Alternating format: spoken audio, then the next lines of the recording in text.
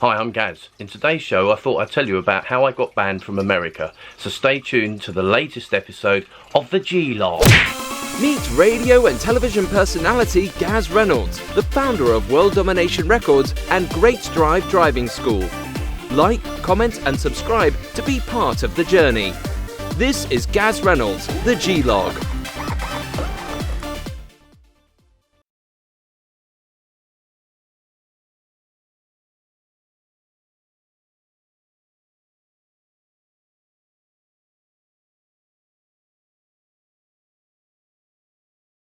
Welcome to another exciting episode of the G-Log. Today I thought I would tell you all about my experience of when I got banned from America. It was quite scary, well, where do I start? Basically, it was around about the time of September the 11th, 2001. And I remember seeing on the news, I've been travelling to America for years, and I'd even been going out there doing radio interviews and all kinds of things. I'd appeared in lots of magazines in America. And of course I've got worldwide distribution for all my records, and they are released in America, so I had a fan base in America. And I remember also I was married to an American, and I've been going there for years. Like I said, I had a stepson and everything. And anyway, one day I remember seeing on the TV in the UK something about if you've ever had either a speeding ticket or ever been involved with the police in any way, shape or form, you need to tell the American authority, because you may need to have a visa to travel to America. So I thought, well, I've never had a speeding ticket, but I do remember when I was a child getting in trouble with the police. I wasn't actually taken to court or anything, I just got into trouble with the police. I was very, very young, about probably 10 or 11 I think. I remember I put a sweet in my mouth. I know this sounds crazy, but this is honestly true. Put a sweet in my mouth, and there just happened to be a police officer outside the store. He saw me and he came in and he grabbed hold of me by the ear. I guess that was the sort of thing they used to do in those days. And then he talked to the shopkeeper, and then I was basically reprimanded. Well, anyway, I remember telling that to the American authority when I was ringing up because I was just trying to be honest, basically. They said, no, you're banned from America. This is what I was told on the phone. You'll need to apply for a waiver. So I thought, why? Anyway, so I applied for a waiver. I went to see an American lawyer first, immigration lawyer, who charged me, I think it was £650 per hour. It was a crazy fee. But she was recommended through a Hollywood music producer that I was friends with. So I went to see her, and she basically told me that I'd need to apply for a waiver of ineligibility. Didn't make sense to me at all. Anyway, so she said it was going to cost probably about, I think it was £10,000 or something. I thought, no, it's not worth it. Anyway, years later, I spoke to a lawyer, and they said, oh, no, you don't need to worry about that. You've not got any criminal record. I said, well, I haven't, because I said I've been police checked. I'm a qualified driving instructor. I've been a social worker in the past. You have to have police checks to do these jobs. So they said, oh, no, that'll be fine. You can go to America. So anyway, off I go to America. And I was actually going on holiday, but also I thought whilst I'm there, I'll probably see some of my contacts and arrange for some radio interviews for when I come back to the UK. I can do them over the phone. So anyway, I arrived in America. This is about, I think, 2003 or 2004, and I had quite a few radio hits out in America by this time, including In This House with Viola Wills and Some Forgive. So I was on power rotation. I've been in lots of American magazines and on online magazines as well. And then I get to the airport, and straight away when I hand over my passport, I'm arrested. Arrested for what I'm saying. The next thing is I'm literally, all the family members that I was with, they were all lawyers as well, strangely enough. They couldn't do anything about what was going on. I was rushed into, or bundled into, what was like a dungeon van. It was a van, but it was like a dungeon. And so of course at this point I'm really scared, and it's got cameras everywhere, and these cells in this van, and I've never seen anything like it before. It was quite intimidating.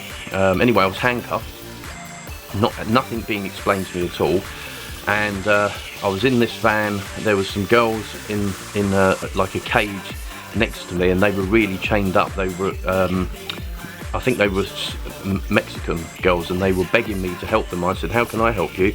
I can't even get out of this myself. And they said, well, we're going to be tortured and possibly even murdered. And I thought, that sounds a bit extreme. I wasn't too sure, but then I was actually starting to think, hang on a minute, this is quite possible because of how I'm being treated.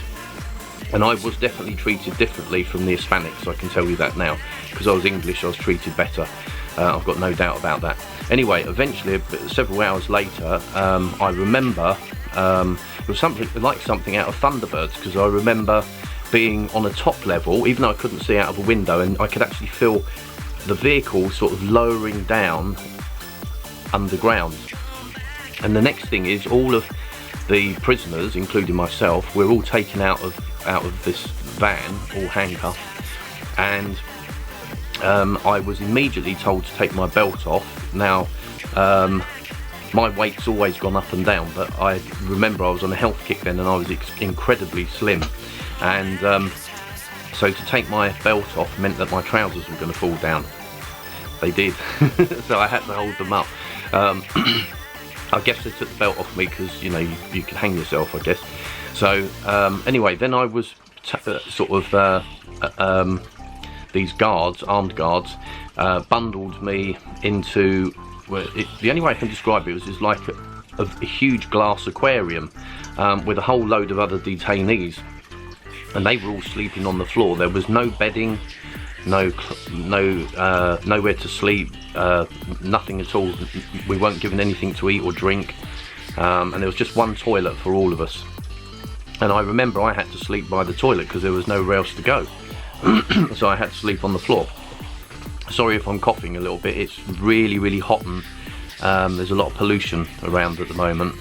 So anyway, yes, so the next thing is, I could see on the other side of me there were these other, what I call glass aquariums, but really they were, you know, holding tanks or cages or cells, and they had all Hispanic gangs, and they were threatening us, all the other people on the other side, saying, you're dead, you're dead. So it was really scary, and we're talking serious amounts of gang members all put into these other holding cells. Well, I knew they couldn't actually get us, but it was quite scary.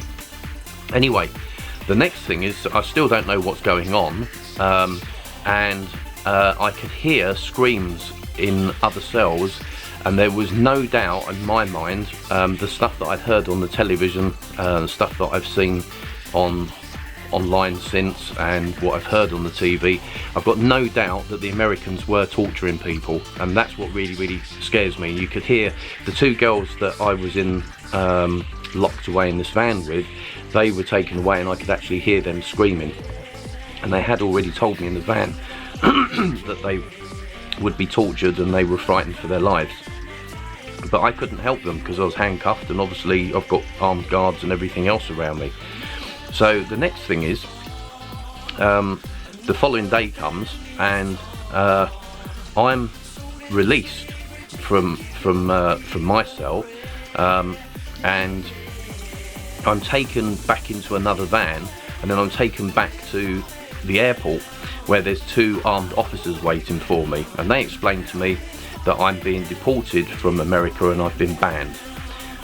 I'm thinking, what? Hang on a minute, I've got a music career out here, I'm married to an American citizen, I've got a stepson, what's going on? No, you're leaving. So anyway, I was escorted on the plane. I had an armed guard who flew all the way back to Heathrow Airport with me.